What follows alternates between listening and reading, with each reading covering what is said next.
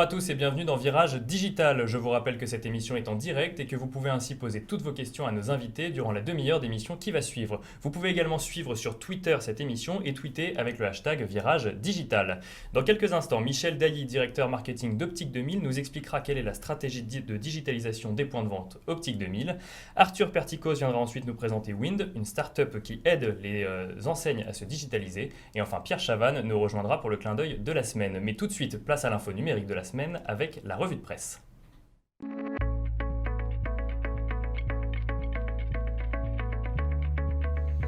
La guerre contre le terrorisme se fait aussi sur Internet. Suite aux tragiques événements du 13 novembre dernier, le collectif Anonymous a décidé de lancer sa propre riposte contre Daesh. Le groupe a ainsi annoncé via le compte Twitter OP Paris pour Opération Paris la mise hors service de 5500 comptes Twitter liés au groupe terroriste. Alors Michel, bonjour. Bonjour. Je me retourne vers vous face à cette première actualité. La mobilisation d'internautes autour de cette actualité, c'est aussi ça la force du numérique. Chacun aide à sa façon. C'est sûr, et dans ce cas particulier, la situation étant tellement exceptionnelle, je pense qu'il n'y a pas de mauvaise solution et que toutes les solutions sont bonnes. Et c'est encore une des meilleures solutions avec cette digitalisation. Alors on va passer à des actualités plus numériques. Les Français sont largement représentés au CES Innovation Award 2016. À quelques semaines du CES de Las Vegas, les CES Innovation Awards récompensent les produits les plus innovants sur le marché international. Au total, 19 produits français ont été récompensés dans les 27 catégories existantes. Des produits tels que Prism, une enceinte qui joue de la musique selon les goûts de la personne autour, ou encore Hydrao, une douche intelligente qui permet de réduire sa consommation avec un jeu de lumière, ont été récompensés. Alors Michel, une telle présence française, donc 19 produits français sur les 27 catégories, ça vous inspire quoi? Ça nous inspire de la fierté déjà. Je pense que c'est important que la France continue à être leader sur ce marché de l'innovation ou sur ce modèle de l'innovation.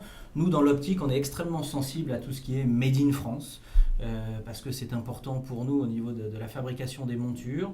Et donc, c'est encore une fois une belle fierté.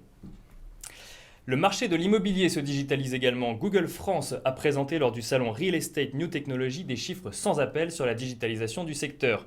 90% des projets immobiliers, que ce soit achat, vente ou location, débutent sur Internet. Le temps moyen s'écoulant entre le début et l'aboutissement d'un projet est de 70 jours et le nombre moyen de biens visités et de 7 avant que la transaction ne se fasse. Donc Michel, on parlait de l'optique, on parle de l'immobilier. J'ai l'impression qu'aujourd'hui, que finalement, aucun secteur ne peut se passer de la digitalisation. C'est sûr, c'est certain. On est sur des chiffres, on n'a pas forcément les mêmes chiffres de 90%, mais on est sur des chiffres extrêmement élevés également de préparation de l'achat dans l'univers de l'optique. On en reparlera sûrement tout à l'heure. Donc effectivement, tous les secteurs aujourd'hui sont touchés et se développent à ce niveau-là. Et enfin, après les voitures connectées dont on vous parlait il n'y a pas si longtemps, les voiliers eux aussi deviennent connectés. Et pas n'importe quel voilier, ceux de la Transat Jacques Vabre. Sur le voilier Initiative Cœur, un réseau de 6 caméras et de capteurs ont accompagné le skipper Tanguy Delamotte sur toute la traversée, le skipper que vous allez voir à l'écran dans quelques secondes. On le voit tenir en fait une caméra dynamique qui permet donc de réaliser une vidéo dynamique qui permet à l'internaute de se balader dans le lecteur avec sa souris ou son index. On voit donc la souris ici qui fait tourner la vidéo sur l'ensemble.